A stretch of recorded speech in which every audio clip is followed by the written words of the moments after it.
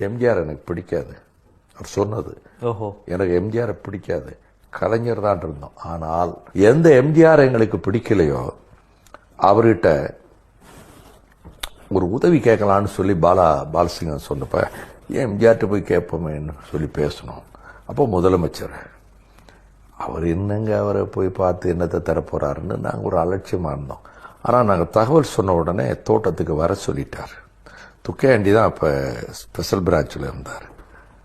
நாங்கள் போன உடனே எங்களை உபசரித்து எங்களை சிற்றுண்டி அருந்து சொன்னார். அருமையான சிற்றுண்டி, நல்லா சாப்பிட சொன்னார். எங்களுக்கு ரொம்ப வியப்பாக இருந்தது. அது பிறகு எப்படி கேட்கறதுன்னு தயங்கி எங்களுக்கு கொஞ்சம் நிதி வேணும் எங்களுடைய இயக்கத்துக்கு. இப்போ எங்களுக்கு கஷ்டமே அதுதான். நிதி இருந்தால் எங்கள் இயக்கத்தை இன்னும் வலுவாக நாங்கள் கொண்டு போக முடியும். எவ்வளோ வேணும் அப்படின்னு கேட்டார்.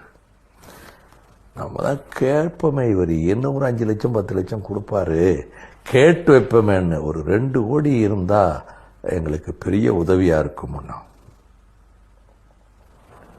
2 கோடி தானே.